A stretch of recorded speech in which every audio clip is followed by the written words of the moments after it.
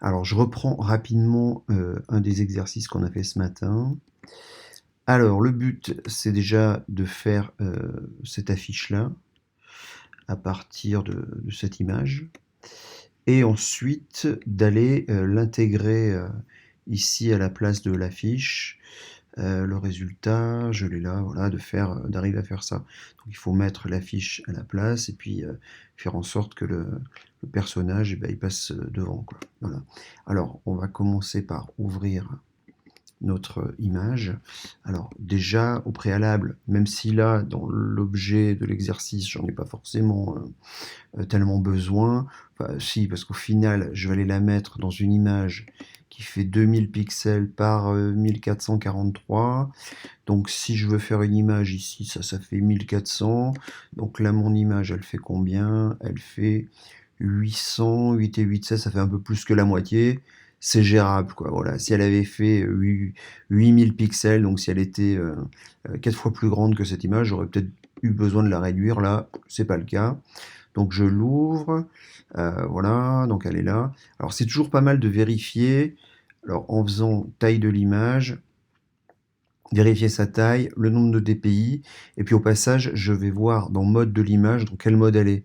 Si elle est en RVB, en CMJN, et si je dois faire un usage pour le web, la passer en RVB. On a vu ce matin qu'il y en a qui avaient des problèmes avec, sur un fichier qui était en niveau de gris, en fait, une image en noir et blanc, voilà, et on allait faire des traitements couleurs dessus qui ne marchaient pas, voilà, ça venait de là. Alors, il y a plusieurs façons de faire. Si je veux aller mettre du orange, un carré orange, alors je vais prendre mon outil carré. Donc je prends l'outil carré, je vais dessiner un carré comme ça. Alors, vous n'avez pas donné le code du orange, donc soit on peut faire au pif, mais sinon, moi je vais aller prendre mes petites pipettes et je vais aller chercher ici le code du orange. Alors ce matin, c'était pas celui-là qui m'avait trouvé. Alors ça dépend du type d'affichage, mais c'était F38500. Je me rappelle du code postal de Voiron. Donc pour aller changer la couleur ici, alors déjà j'enlève cet outil. Je ne vais plus avoir besoin de dessiner de carré. Donc je sors d'ici et je reviens sur l'outil de sélection. Et là, je vais aller cliquer. Donc il m'a fait un calque avec le rectangle. J'ai toujours mon calque avec mon fond. Et si je vais double-cliquer dans le petit carré, dans la petite vignette qui est ici, et bien là, je vais avoir le sélecteur de couleurs qui va apparaître. Donc je mets mon code de mon orange, F38500. Voilà, donc c'est bien mon orange. OK. Et alors après, ensuite, il va falloir que j'aille écrire du texte. Alors il faut que je fasse attention. Alors je vais prendre mon outil texte et bah, je vais prendre l'outil texte normal, quoi. Et alors là, je vais peut-être faire un peu gaffe. Déjà tout de suite à quel typo j'utilise. Alors, je vous ai mis la police de caractère qui est utilisée là pour cette affiche. Donc si vous savez comment l'installer, vous pouvez le faire, c'est pas très compliqué. Sur Mac, il faut le glisser dans le dossier font. Sur PC, je sais plus comment on fait. Je crois que c'est pas. Bon. Voilà. Sinon, vous utilisez un typo type Arial, ça fera l'affaire. Et alors, ce qu'on va faire, c'est que comme on doit ajouter du texte, alors en temps normal, si je dois ajouter du texte, si je clique sur une image, ça fonctionne. Je peux taper du texte, pas de problème, ça marche. Je vais supprimer mon calque. Là, avec cet exercice, je rencontre un petit problème parce qu'en fait, je veux écrire du texte dans une zone comme ça qui est un carré, qui est un objet vectoriel de Photoshop. Et Photoshop fait que si je clique avec un outil texte dans cette zone alors qu'elle est sélectionnée, ben en fait mon texte va remplir ce carré, quoi. Il ne va pas sortir de ce carré. Et je vais avoir du mal à le manipuler comme un objet indépendant en fait. Voilà. Alors on va éviter ça. Donc je vais supprimer mon pavé de texte ici. En fait, les deux sont associés, quoi. Alors ce que je vais faire, c'est que je rajoute un calque. Donc sur ma palette de calque que je peux afficher ici dans Fenêtre calque, hein, je vais ajouter un calque. Et là, dans mon calque, je vais pouvoir aller taper mon texte. Donc le nom de l'artiste, c'est Sigmar. Alors comme je dois taper, le but à la fin, c'est de faire ça, et en fait j'aurai un traitement différent sur les deux, il y en a un qui va être plus gros, etc. Et ça sera plus simple, même si c'est possible, ça sera plus simple d'avoir deux textes. Donc Sigmar, Et là, je vais faire un autre fichier texte, P-O-L-K-E, voilà. Alors, après, toujours à chaque fois quand j'utilise un de ces outils, je reviens sur l'outil de sélection. C'est un réflexe à avoir parce qu'après, j'en ai eu plusieurs ce matin, ils essayaient de faire leur manip pour aller déplacer le carré avec l'outil texte, et puis bim, ça rajoutait des textes, quoi. Ou alors ils étaient restés sur l'outil génération de carrés, puis en fait ils avaient fait plein de carrés, voilà. Donc si ça vous arrive, bah, vous pouvez aller essayer de sélectionner, de voir quel calque pose problème. On peut le rendre invisible et visible pour pouvoir le repérer, et ensuite on peut le mettre à la poubelle comme ça. Alors maintenant, pour caler mes éléments à peu près comme sur mon affiche, alors bon, je peux régler les typos, mettre du gras, etc. Voilà, donc là, pour aller changer les tailles des typos ou changer la graisse, bah, je peux aller ici, voilà. Là, je vais sélectionner mon autre texte, je vais me mettre ici sur Bold, par exemple, voilà. Je reviens toujours, ça doit être un réflexe, revenir sur l'outil de déplacement. Et ensuite, ce que je peux faire, c'est soit un commande T, voilà, qui correspond à l'outil dans le menu édition, transformation manuelle. Et là, je vais pouvoir tirer sur les poignées. Alors, ça dépend des versions de Photoshop. Moi ici, si j'étire vers le bas, ben, il reste homothétique, c'est-à-dire que mon rapport de taille largeur-hauteur reste correct. Si je tire sur les poignées du bas, c'est pareil. Voilà, sur le côté, c'est pareil, il s'agrandit toujours homothétiquement. Et quand j'appuie sur la touche majuscule, là par contre, j'ai une déformation qui s'opère. Voilà, je peux faire ça. Et sur certaines versions de Photoshop, ça marche, ça se fait par défaut. C'est-à-dire que si on veut être homothétique, il faut appuyer sur la touche majuscule. Donc la touche majuscule à gauche du clavier, à côté des flèches, donc c'est celle qu'on appelle la majuscule flottante. C'est la petite touche majuscule, quoi. Voilà. Donc j'essaye de caler mes éléments comme ça. Voilà. Quand j'ai fini, j'appuie sur la touche retour à la ligne, le Enter. Voilà. Je vais chercher l'autre calque. Je fais encore de nouveau commande T ou édition transformation manuelle. Je me retrouve avec les poignées sur cet élément-là. Je vais aller le caler. Voilà. Une fois que c'est calé, je fais Enter. Voilà. Donc là, j'ai un autre texte à mettre, ce coup-ci en blanc. Alors, c'est des dates. Alors, je sais plus ce que c'est. On est le 23 juin. Tac. 25 septembre 2014. Je sais plus ce que c'était les dates. Voilà. Donc là, je vais aller changer ma couleur. Je vais aller mettre du blanc. Donc là, je le fais ici. Je choisis du blanc. Et là, de la même façon, je reviens sur mon outil de sélection. Je fais un commande T ou édition transformation manuelle. Et là, je vais aller tirer sur mes poignets. Alors, en fonction de la version de Photoshop, en appuyant sur la touche majuscule ou pas, je vais me caler ici. Voilà. Je vais le remonter. Voilà. Alors après, je le cale. Alors je peux le déplacer aussi avec les flèches du clavier. Voilà, donc j'essaye de faire en sorte que les marges ici soient identiques, pour faire un truc un peu équilibré. Si vous avez besoin là de modifier votre carré orange, vous pouvez revenir ici sur le rectangle et toujours de la même façon, on utilise la touche, enfin le raccourci clavier commande T, hein, transformation manuelle, et on va pouvoir aller le déplacer un petit peu, le grossir un peu, le réduire. Voilà, si il faut que je fasse majuscule pour le caler. Alors il nous manque un petit élément, c'est un logo vectoriel qu'on va aller mettre ici, et on va le changer de couleur. Alors mon logo il est ici, c'est un logo qui est au format Illustrator, alors il n'est pas de la bonne couleur.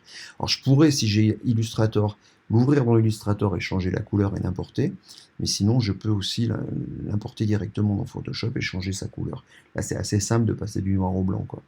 Donc je prends mon logo, je le glisse ici. Voilà, alors il me demande ce que je vais en faire. Bon, ok, on va faire ça. Alors là, il est bien en mode image, c'est-à-dire que si je fais ça, ouais, ça va marcher. Alors oui, il m'ajoute ici des filtres dynamiques. Ne vous en inquiétez pas pour l'instant, limite vous pouvez fermer ça. Donc, de la même façon, on va pouvoir le déplacer avec l'outil de sélection, et avec un CTRL T, je vais le modifier sa taille, je vais aller le positionner, comme ça, voilà. Alors maintenant, j'ai plein de façons de faire pour changer sa couleur. Ce qu'on peut faire, alors il y a un raccourci clavier qui inverse les couleurs, c'est-à-dire que le noir devient blanc, le blanc devient noir, et inversement, les couleurs sont remplacées par leur complémentaire, qui est commande I, donc il devient blanc, voilà. Sinon, on avait vu les niveaux. Alors le niveau, le raccourci clavier, c'est commande L, c'est un des 3 raccourcis clavier à connaître sur Photoshop, hein, le commande T, commande L, commande U, c'est les 3 à connaître quand on débute. Donc commande L, on le trouve ici dans image, mode, non pardon, réglage, niveau, voilà. Donc ça, je vais faire d'autres vidéos qui vont préciser un peu plus en détail cet outil, à quoi il sert, qu'est-ce qu'on peut faire avec. Et là, en fait, je vais éliminer tout ce qui est noir dans l'image et le ramener dans les couleurs les plus claires pour faire un gris. Voilà, je peux faire comme ça, c'est une option. Voilà, je vais le laisser comme ça. Voilà. Donc là, j'ai fait mon affiche. Mon fichier est multicalque, hein, c'est-à-dire que voilà, j'ai plusieurs calques les uns par-dessus les autres. Je vais pouvoir régler peut-être ça un peu plus finement. Voilà. Je vais faire ça. Maintenant, la suite de l'exercice, c'est de prendre cette affiche et d'aller la mettre dans cette image-là. Alors, comme j'ouvre mon image, là, on va réutiliser ces niveaux. Ce qu'on a fait tout à l'heure pour changer la couleur du musée de Grenoble. Donc édition, non, image, réglage, niveau. Et on va aller voir en fait que mon image, eh bien en fait, elle n'a pas de blanc. En fait, c'est-à-dire que le point le plus clair ici, il n'est pas blanc. Alors si, il y a peut-être un petit point ici, mais voilà. Et l'essentiel des pixels de cette image sont plutôt dans la zone un peu sombre, c'est-à-dire que dans le clair, il n'y a pas grand-chose. Donc, on peut essayer en fait de rapprocher, de donner le point le plus clair, le ramener ici. Et en fait, ça va me faire une image qui va avoir un plus grand spectre colorimétrique, c'est-à-dire que les noirs sont noirs, les blancs sont blancs, et j'aurai une plus large palette de couleurs. Voilà. Donc là, ça lui donne un peu plus de peps, quoi. Voilà. Et ce que je peux faire aussi, c'est faire un pomme U. Alors le pomme U, je le trouve ici dans édition, réglage, teinte, saturation. Voir si en lui mettant un petit peu de saturation, voilà, ça fait ça. Voilà, on voit pas mal ce genre d'image dans les pubs télé, etc. Les images sont très saturées. Si je désature, ça fait du noir et blanc. Bon, je peux, pourquoi pas lui rajouter un petit coup de 10 en saturation. Ça lui donne un petit peu plus d'éclat, voilà. Alors après, il va falloir que j'aille prendre mon image et aller la mettre ici. Alors j'ai plusieurs façons de faire. Je pourrais, alors déjà, ce qui est pas mal de faire, c'est de faire un enregistré, donc CTRL S ou ici fichier, enregistrer. Voilà. Alors, je viens d'enregistrer sur mon ordinateur, vous n'avez pas forcément, ça c'est dans la dernière version, parfois on arrive souvent comme ça, et donc on peut lui dire d'enregistrer un fichier PSD. Photoshop, c'est le format source, quand je fermerai, que je le retrouverai, j'aurai tous mes calques, mais sinon je peux faire aussi un enregistrer sous, où là je vais lui dire de non pas se mettre en Photoshop, mais un des divers formats qu'il me propose. Alors pour le web, c'est plutôt du JPEG. Le JPEG 2000 fonctionne, voilà, mais je vous ai parlé un petit peu des formats. Voilà. Par contre, j'enregistre ce fichier, mon fichier sera aplati, c'est-à-dire que mes calques ici, eh bien, ils n'existeront plus, ce sera une seule image aplatie avec le carré orange qui fera partie de l'image, etc. Je ne pourrai plus déplacer mon carré orange et retrouver ce qu'il y a derrière, quoi. Voilà. Donc je pourrais faire ça, exporter en JPEG une image aplatie et ensuite l'importer ici dans mon document. Ce que je vais faire ici, c'est que je vais faire plutôt un copier avec un coller spécial, un coller avec fusion. Voilà. Donc je me mets sur le calque de fond, je vais tout sélectionner, donc je peux passer par le menu sélectionner, tout sélectionner, ou utiliser le raccourci clavier pomme A, commande A. Hein, c'est comme dans Word, quand je veux sélectionner tout le texte, eh bien, je fais commande A, ça sélectionne tout. Là c'est pareil, je sélectionne toute l'image, et ensuite je fais un copier avec fusion. C'est-à-dire que je vais fusionner tous les éléments pour copier l'ensemble et pas seulement copier ce calque-là. Et ensuite, quand je vais dans mon autre image et que je fais un coller, donc je vais faire édition, coller, et là, c'est bien pas uniquement le fond, et je vois que j'ai ce que j'avais précédemment sur des calques, en fait, qui est aplati sur ce calque-là. Donc ensuite, pour aller la mettre dans mon abribus ici, eh bien, je vais utiliser l'outil transformation manuelle, qui va me permettre voilà, de la réduire déjà dans un premier temps. Alors, je peux la réduire, et puis je vais aller la placer comme ça. Voilà, donc là je suis à peu près dedans, mais là je ne suis pas forcément très bien positionné. Alors là c'est pareil, il y a plusieurs façons de faire, je pourrais la laisser comme ça, puis après utiliser un autre outil, mais on peut utiliser un raccourci clavier qui consiste à, quand je suis toujours en mode transformation manuelle, c'est-à-dire que là j'ai toujours mon contour avec mes poignets qui apparaissent, avec mes points.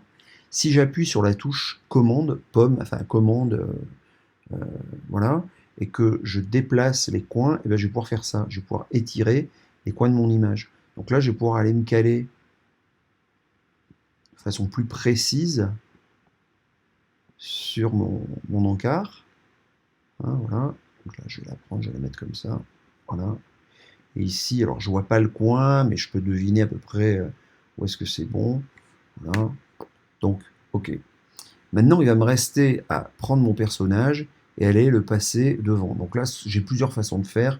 Je pourrais gommer des morceaux de l'affiche. Hein, je pourrais prendre l'outil gomme comme ça, et puis essayer de mettre des coups de gomme. Alors pour m'aider dans mes coups de gomme, je pourrais mettre de l'opacité, c'est-à-dire mettre de la transparence sur mon image pour voir où se trouve mon personnage et gommer. Comme ça peut marcher. Hein. Alors là, je vais peut-être avoir des petits doutes à des moments, mais non. Là, c'est plutôt simple, en fait. Ça peut marcher. Bon, on va faire autrement. On va aller masquer ce calque pour pouvoir sélectionner mon personnage. On va le sélectionner et on va faire copier-coller pour le repasser devant. Donc là, ça nous fait un peu manipuler les calques et utiliser des outils de sélection. Donc là, je peux prendre un outil de sélection qui est l'outil de sélection rapide. Voilà. Donc je teste. Alors moi, j'ai un réglage comme ça. Là, il est sur 30. À voir si ça marche avec vous, si ça marche chez vous ou pas. Donc je me mets bien sur le calque de fond. Je vais cliquer une fois là sur la tête du personnage. Et puis après, je vais recliquer ici dans le blouson. Je reclique un coup sur la manche. Ici, hop, voilà, bah, ça m'a tout pris. Là, je suis pas mal. Donc je peux faire copier. Et maintenant, je ne vais pas faire un coller de base. Je vais faire un coller en place. Comme ça va me le coller exactement au même endroit. Si j'avais fait un coller, alors possible que sur cette version de Photoshop, non, si ça me le met pas au même endroit, ça me le met ailleurs. Voilà. Donc en faisant coller en place, eh bien, ça me le met exactement au même endroit. Hein. Si j'enlève, je rends invisible le calque de fond, mon personnage reste. Donc là, qu'est-ce qu'il me reste à faire? Eh bien, ici, j'ai mon arrière-plan. Là, j'ai mon personnage. Alors, je peux renommer mon calque. Voilà. Et là, j'ai mon affiche. Je renomme mes calques pour m'y retrouver. Et il suffit en fait de prendre le calque avec le personnage et de le passer en premier plan, et il passera sur l'affiche. Donc si je fais un zoom arrière, je vois ça.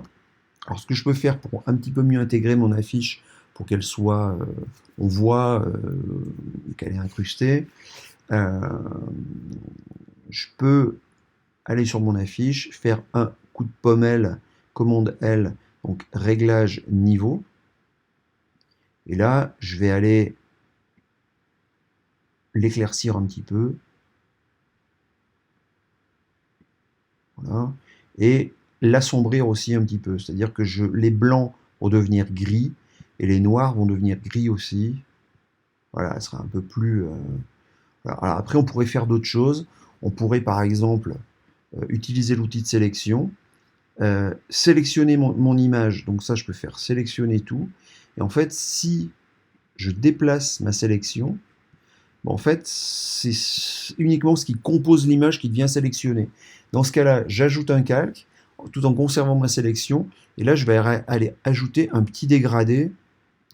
Alors, un petit dégradé qui pourrait être... alors là, il me propose... alors, je vais faire un truc comme ça. Alors là, c'est une fonction un petit peu avancée, mais bon. Donc, dégradé de blanc vers le blanc avec ici une transparence. Allez, on va mettre un truc léger, on va mettre à 20%. Non, on va mettre carrément à 100%. Et là, on va mettre du blanc avec une opacité à aller 20%. Donc ici, en fait, j'ai un dégradé avec du blanc très transparent jusqu'à du complètement transparent, quoi. Et donc, si j'applique ce dégradé ici, voilà, ça va me faire, ça va m'éclaircir un petit peu le bas, ça va faire un espèce d'effet de lumière, quoi. Donc voilà, si je fais ça, bon, c'est un petit peu mieux incrusté. Alors après, moi, ce que je fais des fois sur ce genre de choses, c'est que j'ajoute aussi un petit flou, un petit peu de flou gaussien. Voilà.